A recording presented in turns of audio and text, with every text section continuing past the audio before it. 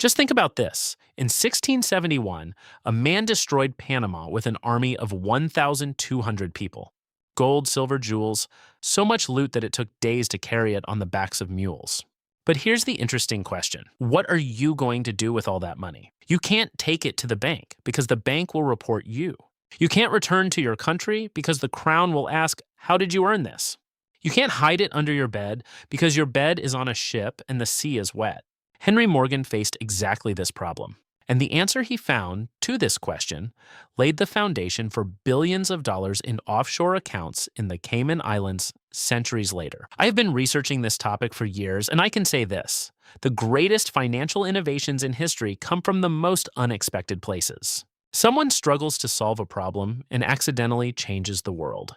This is exactly the story I'm going to tell you today. But let me warn you, after this story, you will never look at banks and tax havens the same way again. Most people think of the bearded man on the rum bottle when they hear Henry Morgan.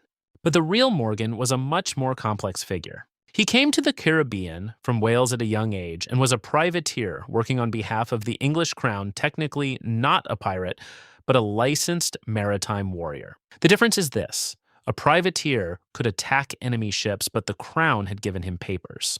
In other words, state-sponsored organized crime.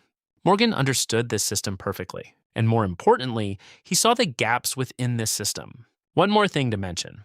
Morgan was not a foolish pirate. He could read and write, spoke multiple languages, and could grasp military strategy like a professional general. In fact, some historians describe him as one of the most talented logistical geniuses of his era.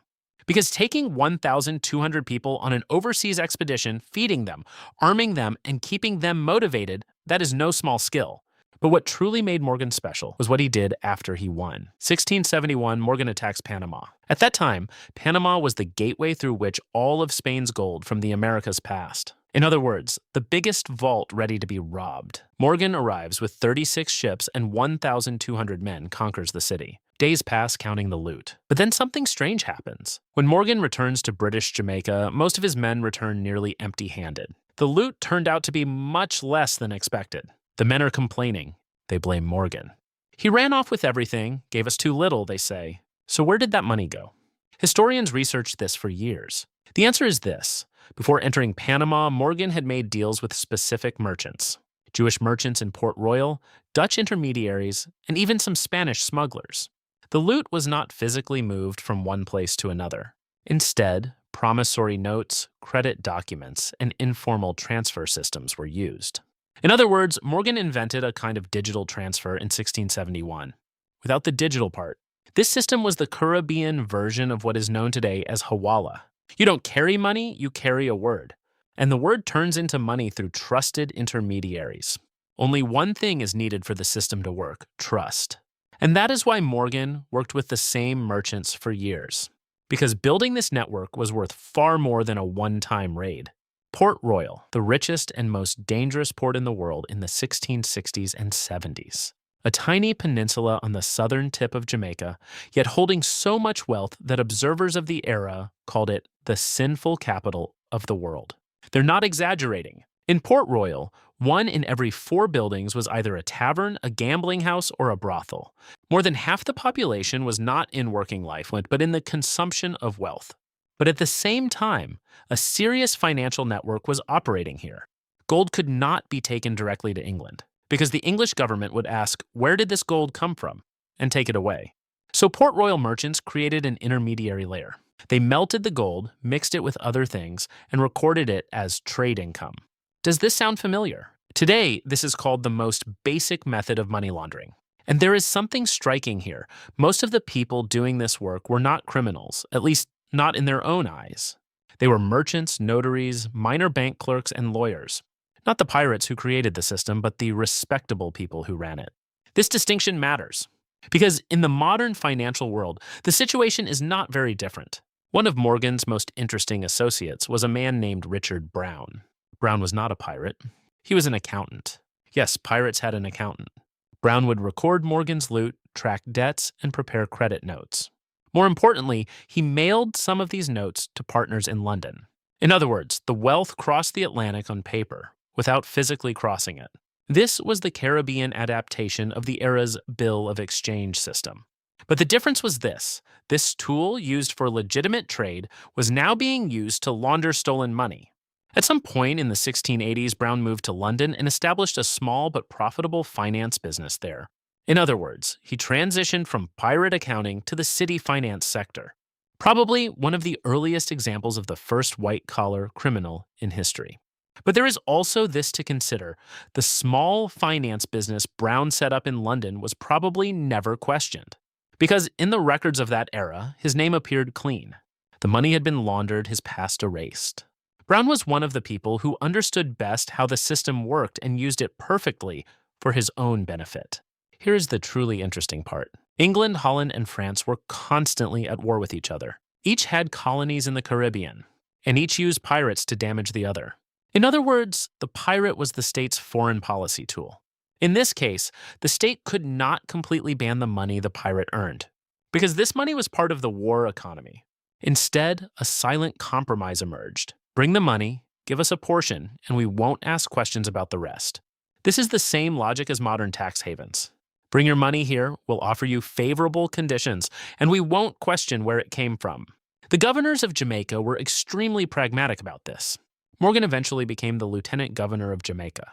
There was a period in his life when he was tried as a pirate, but ultimately the English system claimed him, because Morgan's network was too valuable for England.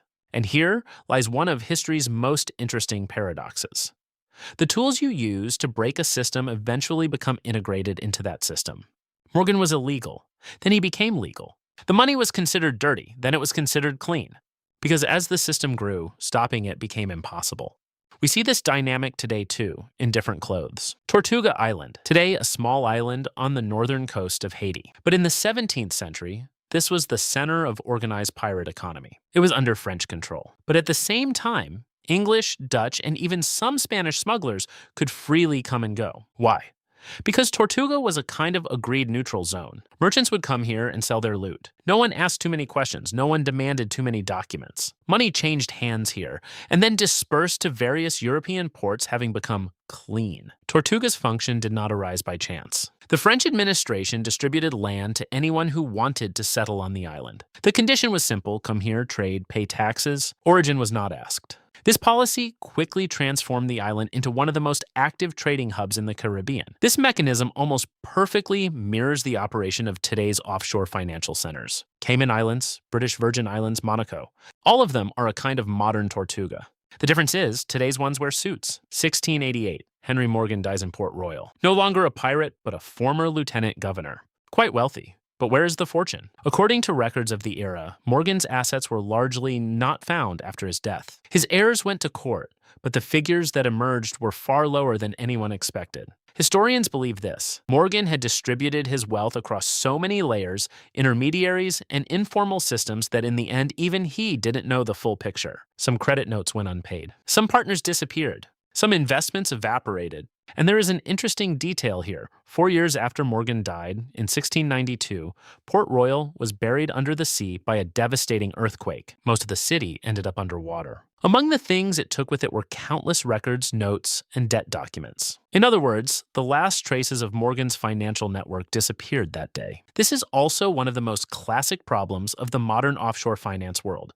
You make the system so complex that in the end, even you don't know where your own money is. Ironic, isn't it? Financial history is not as sterile and formal a field as it is thought to be. Great innovations are usually born on the edge of the law, from necessity, desperation, or greed. Pirates did not intend to invent banking when they planned their raids, but they wanted to solve a problem, to safely move large amounts of troubled money. And in solving this problem, they laid the fundamental logic of a system that circulates billions of dollars today. Just think, today, more than 85,000 companies are registered in the Cayman Islands. The island's population is around 70,000.